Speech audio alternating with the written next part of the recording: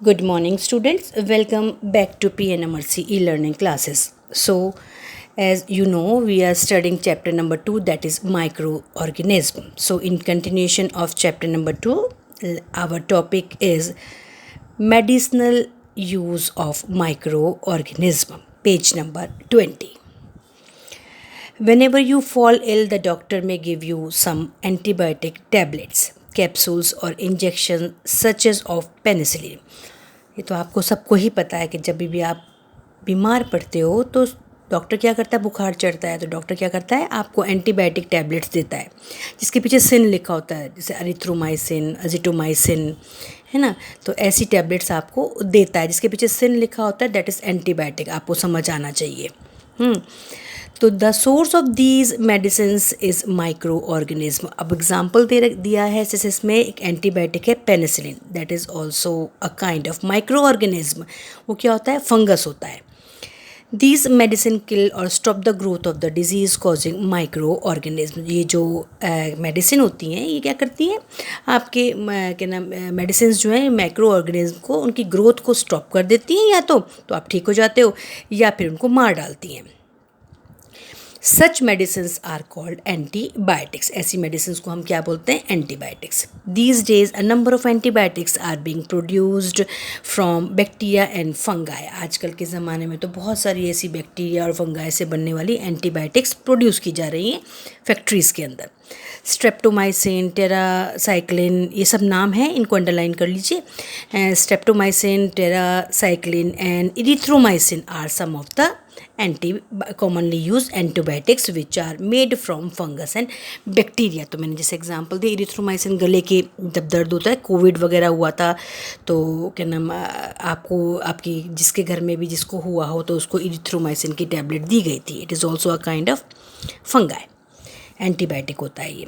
In 1929, Alexander Fleming was working on a culture of disease causing bacteria। तो एक थोड़ा सा आपको येलो बॉक्स के अंदर थोड़ा इन्फॉर्मेशन दी गई है, तो वो मैं समझा रही हूँ कि 1929 में अलेक्जेंडर फ्लेमिंग नाम के एक साइंटिस्ट जो थे, वो वर्क कर रहे थे, कल्चर कर रहे थे डिजीज़ के ऊपर, बैक्टीरिया के ऊपर। Suddenly he found the spores of little green mould in one of his culture plate. तो उन्होंने क्या देखा, उसकी कल्चर जो जिस पे वो कल्चर कर रहे थे, जिस पे वो ग्रो, कल्चर मतलब ग्रो करना डिजीज़ बैक्टीरिया को, तो जिस प्लेट पे या जिस सॉल्यूशन के अंदर वो उसको बैक्टीरियाज को ग्रो कर रहे थे, उन्होंने क्या देखा कि जैसे ग्रीन ग्रीन कलर के कोई छोटे छोटे उनको स्पॉट्स दिखाई दिए।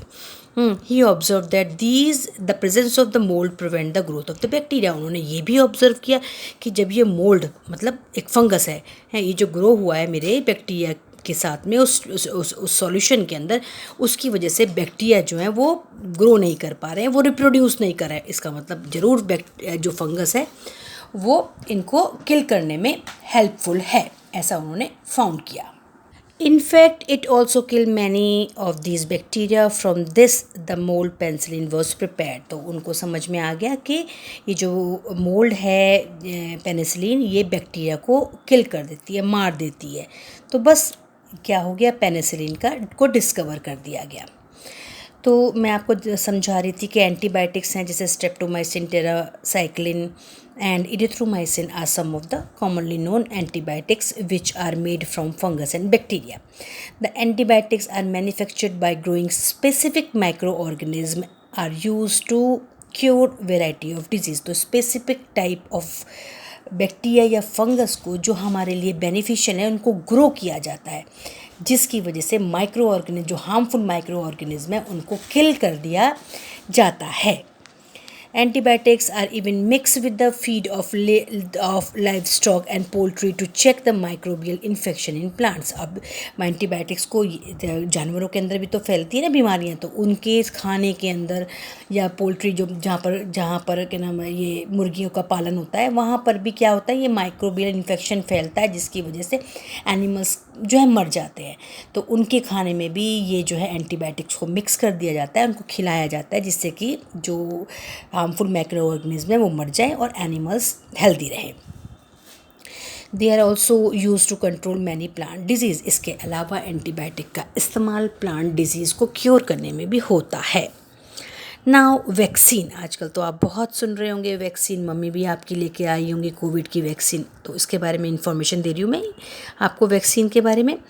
Y are children infants given vaccine, बचपन में तब आप छोटे होंगे तो आपको भी बहुत सारी वैक्सीन मम्मी ने लगवाई होंगी, पापा ने मम्मी ने दोनों ने BCG DPT इन सबकी वैक्सीन लगवाई होंगी। तो when a disease carrying microbe enter our body, the body produce antibodies to fight and in the invader. अब देखिए इसका वर्किंग कैसा है वो सब समझाएंगे वैक्सीन का। तो जैसे ही कोई भी माइक्रोब हमारे अंदर एंटर कर रहा है, सपोज फॉर एग्जांपल आजकल चल रहा है कोविड का कोई भी वायरस हमारी बॉडी के अंदर एंटर करता है, तो हमारी बॉडी उस कोविड के वायरस के खिलाफ एंटीबॉडीज़ बनाना शुरू कर देती है उससे फाइट करने के लिए। The body also remembers how to fight the microbe if it enter again. अब बॉडी उसके खिलाफ एंटीबॉडीज़ बना लेती है और उसको ये पता होता है कि इससे फाइट करने, एक बार अगर वो एंटर हो गया उसके खिलाफ एंटीबॉडीज़ बना ली बॉडी ने, तो बॉडी रिमेंबर कर लेती है कि इस बीमारी के लिए ये एंटीबॉडीज़ उनको चाहिएंगी। If dead or weakened microbes are introduced into a healthy body, the body fight and kills the invading bacteria by producing suitable antibodies. अब क्या होता है वैक्सीन में, क्या होता है वैक्सीन में भी यही होता है, जो माइक्रोब्स होते हैं, जो क्या नाम जो हमारे को, जैसे कोविड का माइक्रोब है वो हमको बीमारी फैला रहा है, तो वो वीकेंड या मरा हुआ जो माइक्रोब है वो इंजेक्शन के द्वारा हमारी बॉडी के अंदर डाल दिया जाता है एज अ वैक्सीन। अब वो तो क्या नाम मरा हुआ है या डेड है या फिर वीकेंड है, तो पर बॉडी उसके खिलाफ क्या बना लेती है एंटीबॉडीज़, और वो हमेशा याद रखती है कि कभी भी अगर इन फ्यूचर अगर वो वापस से हम पे अटैक करता है तो ऑलरेडी एंटीबॉडीज़ बॉडी के अंदर बनी हुई है, तो वो बॉडी आराम से उसके खिलाफ फाइट कर सकती है और उसको हरा सकती है और हमें बीमारी नहीं होगी। तो ये है आपकी वर्किंग किसकी, वैक्सीन की। The antibodies remain in the body and we are protected from the disease causing microbes for ever। यही सेम चीज़ किस में हो रही है, कोविड-19 की जो वैक्सीन दी जा रही है उसमें क्या किया जा रहा है कि केमिकल्स के अंदर कोविड-19 के मरे हुए वायरस या वीकेंड वायरस को हमारी बॉडी के अंदर डाल दिया जा रहा है। अब बॉडी उसके खिलाफ क्या बना रही है, एंटीबॉडीज़ बना रही है और उनको मार डाल रही है, ठीक है। पर ये जो एंटीबॉडीज़ हैं वो हमारी बॉडी के अंदर हमेशा रहेंगी। तो अब कभी भी मान लीजिए रियलिटी में कभी कोई अगर कोविड-19 का वायरस हमारी बॉडी पे अटैक करता है, तो हमारी बॉडी के अंदर ऑलरेडी क्या बनी हुई है, एंटीबॉडीज़ बनी है, तो क्या करेंगे वो उसके ऊपर फाइट करेगा और हमारी बॉडी उसको हरा देगी और हमको कोविड नहीं होगा। यही सेम फार्मूला सब वैक्सीन के अंदर ऐसा ही होता है। This is how a vaccine works. Several diseases including cholera, tuberculosis, smallpox and hepatitis can be prevented by vaccination. तो ये सारे डिजीज़ हैं जिनका नाम बता रखा है, जैसे कॉलरा है, ट्यूबरक्लोसिस है, स्मॉल पॉक्स है, हेपेटाइटिस है। हेपेटाइटिस मतलब वो जो होता है आपको पीलिया, स्मॉल पॉक्स तो पता होगा आपको क्या होता है आपको। तो ये सब भी इसका वैक्सीन लेना पड़ता है, जिससे क्या होता है आगे फ्यूचर में ये बीमारी हमको नहीं होती। Edward Jenner discovered the vaccine for small pox in 1798। Edward Jenner नाम के साइंटिस्ट ने क्या करी थी, डिस्कवर करी थी वैक्सीन, कब, 1798 में, स्मॉल पॉक्स की। In your childhood, you must have been given injection to protect yourself against several diseases। आप तब छोटे होंगे तो आपको बहुत सारे वैक्सीनेशन मम्मी ने लगवाए होंगे। Can you prepare a list of this disease. अब ये जो भी आपके लगे हैं आप अपनी मम्मी से पूछ सकते हैं कि कौन सा वैक्सीन आपको बचपन में लगा है। You may take help from your parents. It is essential to protect all children against these disease. तो ये बहुत ज़रूरी है कि जितनी भी डिजीज़ हैं उनसे बचने के लिए वैक्सीनेशन लगवाना ही चाहिए। Necessary vaccines are available in the nearby hospitals. You might have seen the advertisement on TV and newspaper regarding protection of children against polio under Pulse Polio program. Pulse Polio program तो आपने देखा ही होगा, घर घर आके वो drop पिलाते थे, तो पल्स पोलियो प्रोग्राम था। अब हमारे जो कंट्री के अंदर पोलियो बिल्कुल वैनिश हो चुका है, पोलियो नाम की बीमारी जो है वो बिल्कुल वैनिश हो चुकी है। सेम चीज़ अब कोविड के साथ चल रही है, धीरे धीरे बच्चों की वैक्सीन भी आ जाएगी। Polio drops given to children are actually a vaccine. जो पोलियो ड्रॉप्स पिलाई जाती हैं बच्चों को वो क्या है, एक तरह की वैक्सीन ही है जो प्रोटेक्ट करती हैं आपकी बॉडी को, ठीक है बच्चों। अब A worldwide campaign against smallpox has finally led to its eradication from most part of the world. और जो आपके smallpox की जो वैक्सीन देने के बाद में अब ये हो गया है कि पूरे वर्ल्ड के अंदर ज़्यादातर ये बीमारी ख़त्म हो चुकी है, जिसे हम बोलते हैं चेचक। हिंदी में स्मॉलपॉक्स को बोला जाता है चेचक।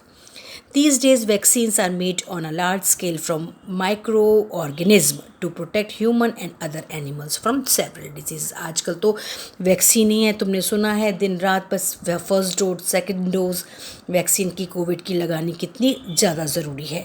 तो जितनी भी बीमारियाँ हैं उनकी वैक्सीन लगानी बहुत ही ज़्यादा इम्पॉर्टेंट है। एक येलो बॉक्स और है बच्चों, पेज नंबर 21 पे, वो भी मैं पढ़ के आपको समझा देती हूँ। It is important to remember that antibiotics should be taken only on the advice of the qualified doctor. Antibiotics जो होती हैं वो अपनी मर्ज़ी से नहीं ले लेनी चाहिए, बस चलो बुखार है या ये बीमारी है, चलो कोविड हो गया तो ये वाली दवाई हम खा लेते हैं। No, it is always been taken from the advice of a qualified doctor. Also you must complete the course prescribe by the doctor. और ये भी बहुत ही ज़्यादा इम्पॉर्टेंट है कि जो भी 3 दिन का कोर्स है या 5 दिन का कोर्स है एंटीबायोटिक्स का, वो आपको प्रॉपरली लेना है। अगर बीच में छोड़ दिया तो बीमारी फिर से भी हो सकती है। If you take antibiotic when not needed और in wrong doses, it may make drug less effective when you might need it in a future. पर ऐसा भी नहीं करना चाहिए। अब ज़्यादा मात्रा में अगर ये डोज अगर लोगे तो क्या होगा कि ये हमारे लिए हार्मफुल भी हो सकती है। तो हमको डोजेस जो है वो एक्यूरेटली लेनी चाहिए, ज़्यादा भी नहीं लेनी चाहिए। तो नहीं तो क्या होगा, उसका इफ़ेक्ट जो है फ्यूचर में अगर ज़रूरत पड़ती है तो फिर उसका इफ़ेक्ट शो नहीं होगा। ऑल्सो एंटीबायोटिक्स टेकन अननेसेसरी में kill the beneficial bacteria in the body. इसके अलावा जो अगर अननेसेसरी आप एंटीबायोटिक्स लोगे तो जो बेनिफिशियल बैक्टीरिया हमारे बॉडी में प्रेजेंट है वो भी मर जाएंगे। Antibiotics however are not effective against cold and flu as these are caused by viruses. अब वही तो प्रॉब्लम है कि जो कोल्ड और फ्लू होता है या कोविड होता है उसके खिलाफ एंटीबायोटिक्स काम नहीं करती हैं, इसीलिए ये जो कोविड-19 बीमारी है वो इतनी ज़्यादा फैल रही है। इसकी कोई भी एक पर्टिकुलर दवाई नहीं है। तो जो बीमारियां वायरस से फैलती हैं उसके लिए कोई भी एंटीबायोटिक नहीं होती है। Increasing soil fertility, some bacteria are able to fix nitrogen from the atmosphere to enrich soil from nitrogen and increases its fertility। ये तो मैंने आपको बताया था, कुछ बैक्टीरिया ऐसे होते हैं जो क्या करते हैं हमारी क्या नाम प्लांट्स के लिए बेनिफिशियल होते हैं। वो क्या करते हैं, एटमॉस्फेयर में प्रेजेंट नाइट्रोजन को ट्रैप करके उसको ऐसे नाइट्रोजन में कन्वर्ट कर देते हैं, लिक्विड नाइट्रोजन में सॉइल के अंदर, जो कि जो प्लांट्स हैं उसको ईजिली एब्जॉर्ब कर सके। These microbes are commonly called biological nitrogen fixers। इनको हम क्या स्पेशल नेम देते हैं, बायोलॉजिकल नाइट्रोजन फिक्सर्स। तो उसमें आपको मैंने बताया था राइजोबियम नाम का बैक्टीरिया है जो कहाँ रहता है, रूट नोड्यूल्स में। Okay student, so good bye and have a nice day.